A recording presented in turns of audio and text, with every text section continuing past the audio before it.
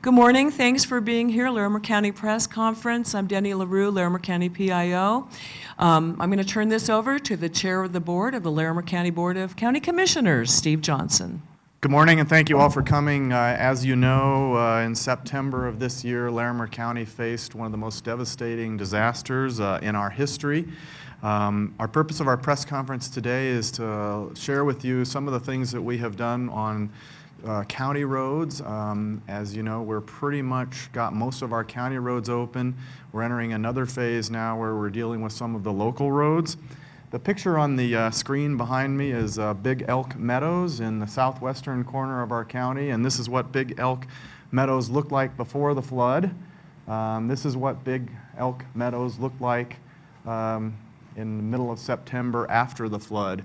I had the occasion to be flown into Big Elk Meadows on a helicopter and walk this section of what used to be the road with one of the heavy equipment operators from Girard Excavating. We walked this entire length until we got back to where the road was back in its unaffected condition. And I'd never really seen devastation like this before, and I'm sitting there thinking, is there any way this can be rebuilt? So I asked him, I said, can you fix this? And he said, oh, hell yeah. Without even thinking, that's what he said. And you know, that's kind of the spirit that built the West, and I think that's the kind of the spirit that rebuilt these roads. So I really like that guy, and I was just so impressed with his. So this third slide here is what was accomplished just in a few weeks later, and temporary roads were reopened. So to give us a closer look at our mainline roads and where we are today, I'll introduce Commissioner Lou Gator. Thank you, Chairman Johnson. So all of us got a chance to tour these roads and see the devastation as a result of the flood and the work that was done by the state, and then I'm even more impressed by the county crews. Has just been phenomenal. So on the screen we see, ready for the next one here, where we were in September, where we had just an incredible amount of damage. We closed 40 miles of mainline roads, and there were 33 miles of state highway closed. In just 12 weeks ago, we had all of that done. 65 bridges destroyed, $100 million worth of damage that we had to turn around. And it's just been incredible. And in a normal year, what we try to get done is we do normally 2 to 3 bridges a year and 1 to 2 miles of new roadway a year and kind of resurfacing. Our annual transportation budget is $20 million. Our normal general fund budget is $100 million, and we were going to spend that just trying to get our roads redone. So we've got now people, equipment at work. We've got just some incredible stuff that has been going on, the bridge repair, low water crossings, things that have happened to get these roads done. Things like County Road 43 to get into Glen Haven, getting in off of Drake, coming in and out of Estes, coming down out of Estes Park up the canyon once we had that access. So we're providing some really great stuff. After we got everybody rescued, the recovery efforts were underway.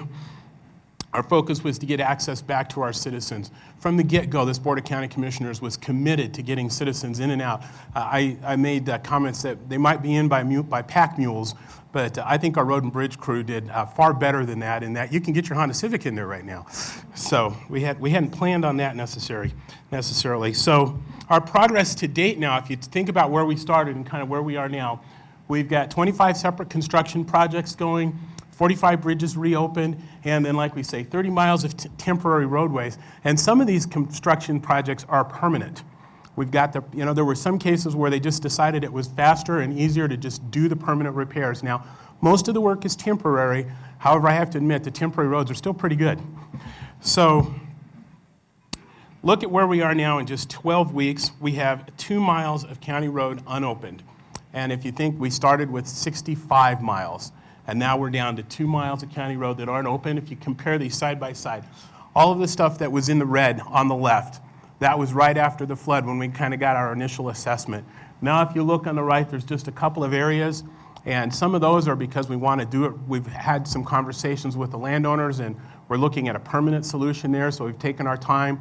There's nobody stranded in those, so we've been able to go a little bit slower on some of those. But the amount of work that's been done by our crews, our engineering department, our road and bridge crew has just been absolutely phenomenal. And like I said, some of these repairs are permanent. So we are excited. And of course, we have a lot more work to do. So Chairman Johnson, back to you.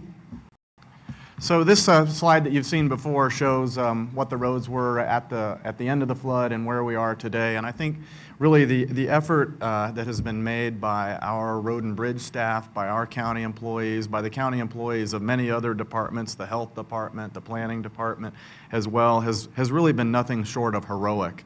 And we want to recognize those folks as well for the fact that many of them have worked very hours, 24/7, 7 days a week, without getting overtime, our salaried employees, at great sacrifices to their family, and they've been going at this for 2 or 3 months. And it's that kind of dedication and hard work of our employees that has really allowed that map that you to happen. Also, we've had some great contracting partners here. A couple of those folks were kind of on call for Larimer County. They were on those job sites before the rain even stopped in September. And our consultants and our other partners, this has been a really a fantastic opportunity to network and coordinate with other local government entities in the county and other partners to make this accomplishment a reality. So as Commissioner Gator shared with you, we've had great success on our county roads. Now a huge concern that we're dealing with right now is some of our local roads. As you know, there are many local roads that get into subdivisions and get into residences in Larimer County, and a lot of those folks are still affected. Now we're able to turn a lot of our focus on how do we help deal with some of those local roads where we can. And Commissioner Tom Donnelly is going to share with you some of the efforts that still face us on our local roads. Thank you, Commissioner. So, somebody has to be bad cop if there's some good cops. Somebody has to be the bearer of the challenging news, and so I guess I get to pick the short straw today. There's a poster to my left here, to your right immediately, that shows local road damage here in Larimer County. The red segments that you see, the red line segments, are public, non-county maintained roads that are affected by flooding, and 4.6 miles of road are reflected on that map. There are 6.4 miles not shown on the map. The blue are private local roads that are there, and there are 21 miles of affected private roads shown on that map. Larimer County maintained roads and roads that are in public improvement districts have been approved for FEMA reimbursement on repairs, but non-county maintained roads have not been okayed for emergency reimbursement. This is a big issue for us. Just the other day, I got a photograph from some folks that live in the Waltonia subdivision there north of, or west of Drake, between Drake and Estes Park. There was a 6-foot man standing in a washout in the middle of the road, and the road surface was above his head. So he had a 7-foot gash cut inside this county road. That kind of thing is not going to get resolved very easily.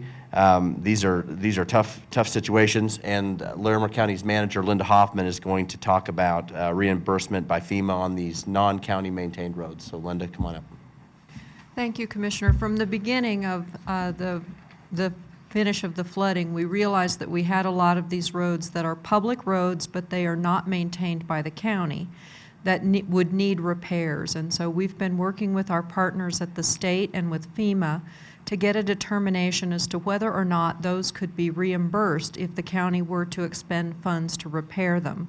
And we finally received via the state a letter on Wednesday saying that FEMA is taking the position that they will not make eligible for FEMA reimbursement local roads that the county owns but are maintained by others. And so that's a good thing that we actually have a decision, because now we can begin the formal process of appealing that decision. We are anxious to work with the state and with our partners from the congressional delegation to try to get that position overturned. And we are also pursuing other sources of funding.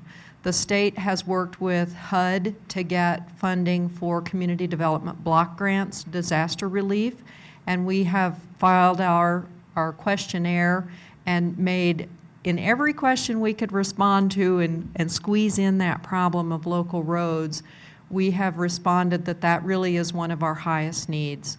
So we're doing lots of other work on recovery. This session today is really focused on roads, but our thanks to staff outside of the road and bridge efforts should be just as strong for what they've done in health and debris removal and all kinds of other services to our citizens. And just in summary, I'd like to say that, today we want to recognize our accomplishments. We want to express gratitude to all of our partners from the nonprofit, for-profit, state, federal, and we also want to promise the community that we are here for the long haul in this recovery. So with that, I'll turn it back to Chairman Johnson. As you heard, it's our responsibility to provide these services to our citizens and help them recover from this disaster. And we wanted to share with you where we've come with our county roads and a little bit of our plans for our local roads. Citizens depend on county government to provide these services and provide this help to them. And we're here 24/7. We don't close. We're here all the time and to respond to those needs and do the best we can. And just as we have done with our county roads, we're intending to do the local roads. We're in this for the long haul, and we're not going to rest and we're not going to relax until we've got all of those needs met. So we have a lot of our engineering staff here with us this morning, so if anyone has any specific questions about future local road plans, they're here to answer questions. If you have any questions for us as commissioners, we're happy to take those as well. There's actually three categories of roads. There's publicly dedicated roads that are publicly maintained, like the County Road 43 and County Road 27, those other roads. There are then publicly dedicated roads that are privately maintained. A lot of subdivision roads that have been built in the last couple decades are dedicated to public. The public can drive on those roads, but they're maintained by the homeowners. I live on one of those roads. And then there are also a lot of roads, and those are the red roads on that map. There are also private roads that are privately maintained, that are open only to the homeowners. There are a lot of gated communities or the public doesn't have the right to access. Sometimes the public is using those roads, but there are private roads that are privately maintained. So there's actually three categories of roads. And in a lot of subdivisions that were developed over a period of decades, there's a mix. So you might have a private sector or section of road, and then you might have a publicly dedicated section. And you actually may go off a county mainline road through a private road onto a public road. And so it's kind of a mess as far as the ownership. In many instances, the public wouldn't be aware of whether they're driving on a private road or a public road, and the county is not proposing to repair private roads unless our only access to the public road section, we have to drive on a private road to get there. So if we can't get our equipment in to repair the public road, we may have to make some remedial repairs in order to do the work that we're responsible for to repair the public road. But in terms of what residents or visitors would notice when they're driving through, they probably wouldn't know whether they're driving on a private road or a public road. So our accountabilities are for the public roads, although we will help homeowners associations pursue block grant funding if it's determined that that's something that can be used through that program. So an example of one of those roads, maybe engineering would be better at pulling a representative example than I would be. After that, so our obligation is to the public road, but if the private road is washed out and we can't access the public road, how do we maintain our own road segment, you see? So that's where the rub is, I think. I think that's what you're talking about. Roltonia, the subdivision right here, this is an area where there's a lot of, where it goes back and forth, where different phases were platted in the 40s and the 60s and the 80s, and where you have some of that weird situation where it kind of blends from from public to private to public to private, and the road damage is uniform throughout. I don't think so, but I think it's probably unique to the West.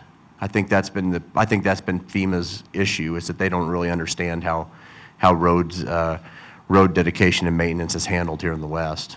They're used to the East Coast, where the hurricanes and things like that.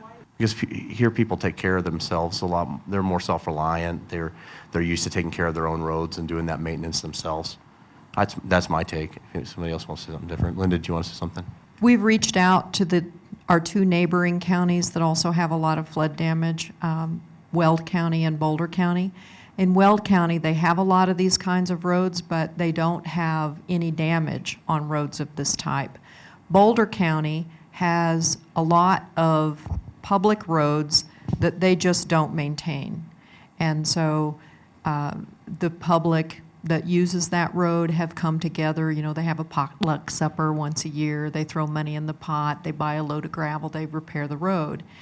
And so they have a similar problem. So we're working with them and our congressional delegation to do what we can to get FEMA to reconsider their decision. Over time, some of these roads date back to their construction in the 20s. And at that time and since then, the county has been very aware that we have limited road resources. So we have allowed private property rights to have the ability to subdivide and sell properties and build homes, but we have not taken responsibility for the maintenance of those roads because it's just unrealistic that we could maintain them. So this is a common problem for us.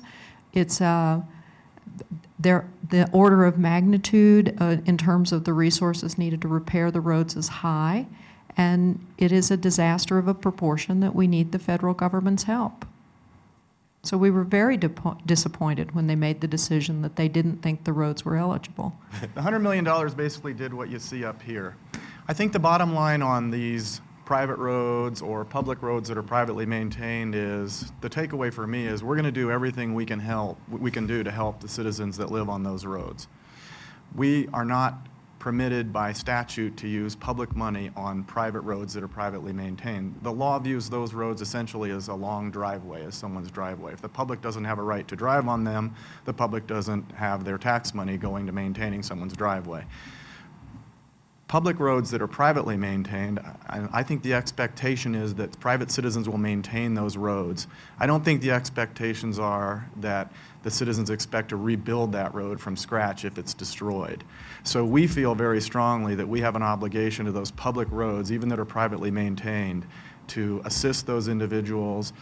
And we'll get as much reimbursement as we can from FEMA. So we'll appeal those decisions that they're not going to be reimbursed, but regardless of whether they're reimbursed or not, that doesn't take away our responsibility to make the public road be there for those citizens that live on them. And for the private roads that are privately maintained that we cannot use public money on, we're still going to help those folks. We're going to do everything we can to pursue other grants and other opportunities to bring funding to homeowners associations or any way we can to help those folks on those private roads where we can't use public money. I think what we've heard is they view a public road as something that has been publicly maintained. I think that's kind of the tack that we hear from them right now. But as you may know, we hired some consultants to help us get the maximum reimbursement as we can from FEMA. One of those consultants was a former regional director of FEMA. So we have hired some help to help us navigate through the appeals process with FEMA. And I think we're just going to explain to them how those public roads that are privately maintained, how that works in the West, where we have vast different distances and people have just had those kind of roads. We've constructed those kind of roads and we don't have the resources to maintain them. That's kind of the way things work out here. So we're going to do everything we can. We're going to involve our congressional delegation as well and try to go through an appeals process and get as much reimbursement as we can with FEMA. That's kind of our problem, is how do we get paid back? Our responsibility is to help the citizens, and that's regardless of what reimbursement we get, that we still have that responsibility to rebuild those roads for citizens, and we're going to do that. We have, and a lot of them are in the Glen Haven area. Commissioner Gator and I toured some of those roads on a little four-wheeler ATV. We held on really tightly. In many cases, the river got down onto that road. So the river is up here. The road has been eroded down 6 feet now. So we basically drove on the river, which was formerly the road. Some of those are passable by ATVs. We had a gentleman come in yesterday from Glen Haven to our hearing, and he lives at the end of one of those blue segments on that private road, privately maintained, that was passable with an ATV before the winter freeze happened. The other thing that's happening to some of those folks is now that the water is flowing down their road and it's freezing, the ice is creating barriers and it's making it even more difficult. They're very concerned about emergency access. There's about 12 people that live up in the Glen Haven area, and the volunteer fire department up there feels a responsibility to let those people know, it's going to be hard for us to come get you. One of the gentlemen that lived at the end of that blue road told us something interesting. He said in the 3 months since the flood, he's lived in 21 different residences around town because he can't get back to his. So, you know, folks, they want to get back to their home. I mean, they love Glen Haven area. They love the rural areas. That's their home. They've lived there for years. That's their security. That's their home is their castle, right? So they want to live there if they can. And I think, you know, with winter coming on, a lot of people are really in a tough situation, and it's getting tougher for those roads. So we're going to try to do as much as we can, even this season. There's still some things we can do and put in some low water crossings on roads that we have responsibilities to, that we've asked our engineering department to go forward and try to do as much work as they can, as long as the weather holds out. The private roads that are privately maintained are going to be a tougher issue, and it's going to take a while to get resources in there. It's going to take a while for those local homeowners associations to work on those roads. It's going to be very tough for those people. There's no doubt about that. There's no escaping that reality. But we're going to do everything we can to help those folks. Yeah, I'll ask our engineering folks. We hope so. We hope so. A lot of these roads were put together very quickly, and the goal was to get people's access. And so they weren't designed to last very long. A lot of it depends on the spring runoff, for example. And some of the low water crossings, we put in culverts, you know, covered them with dirt. But who knows how much water is going to flow down those culverts in the spring. So the goal was to get people access before the construction season ended, to get people back to their home, with the reality of knowing that we were going to have to come in next spring for the next construction season in 2014 and 2015, in many cases remove all of that temporary work and engineer what was needed for a more permanent solution. So I think what we've seen is they're holding up very well.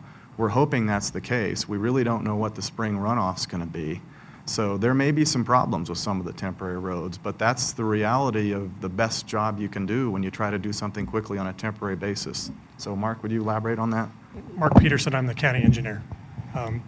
As Commissioner Johnson said, really the intent was to provide a service that could be maintained and could be left open to the traveling public for the entire year. We know it's going to be, as Commissioner Johnson said, an ongoing process to maintain these facilities. We're going to have to continue to do work on them, to revet them, to protect them from runoff, and to transition from a temporary surface into a permanent repair. And that's going to take time. But the intent is to make them fully usable through the winter season. And we took them as far as we could, you know, immediately to get them open, and then we'll continue to maintain them from here on out. Not currently. I mean, we've taken a look at one alternative to locating the road on County Road 27 in a different location. So we've had discussions with property owners and explored alternatives. That's currently a section of roadway that's not open. It was not completed. There are a number of culvert crossings, and it's through an area called the Narrows on the Buckhorn. So we're examining alternatives. We're going to go from really having a road that's currently closed to doing the permanent repairs there. That's mainly the Buckhorn. There's also a piece of County Road 29, just north of US 34, and it's an approach to a bridge that's washed out. Irrigation district's been in the process of doing repairs to their irrigation diversion, and then we've got to go back in and reconstruct the road approaches to get access to that portion of roadway. But by and large, no. I mean, we're out to restore the roadway network that we had. So your question specifically is about roads that are privately owned and privately maintained? Yes. Our first strategy was to work through the individual assistance program at FEMA, because what they do is they give money to families that have lost property or value of some kind. And we had tried hard on that front, but that has not been very successful. But we do think that if the state is able to acquire sufficient block grant funding, that some of that money might be available to private road associations for private road repairs. And those would be grants. So we're first pursuing those options. It's my understanding that some private road associations sought Small Business Administration loans and were denied. So this is not a situation where we're going to try one thing, two things, and give up. we're going to try as many things as it takes to find some kind of a solution. My guess is, Kevin, we would probably not be permitted to lend public money to a private individual for a private purpose. Unless there was a public purpose, my sense is we probably would not be able to do that. Yeah, you might want to speak to the prioritization list. We actually were just asked recently by the state what our priorities would be in recovery from here out, and we gave them quite a long list, as you can imagine, of priorities. Do you want to go through that? In the questionnaire, the state sent out gathering information for how to prepare their action plan to use the block grant funding. One of the last questions was, what are your priorities? And we came up with 3 broad priorities, and then we gave examples of the kinds of projects that might fit within those goals for each of those 3 priorities. And I can simply make that information available to you rather than trust my memory. I mean, the top one was protecting public safety and health. So access for emergency services, I think, fits in with the local roads as well, so that would be part of it. Access to property was second, and direct support to residents, and including access to recovery information and resources was a third thing. So I think both are first and...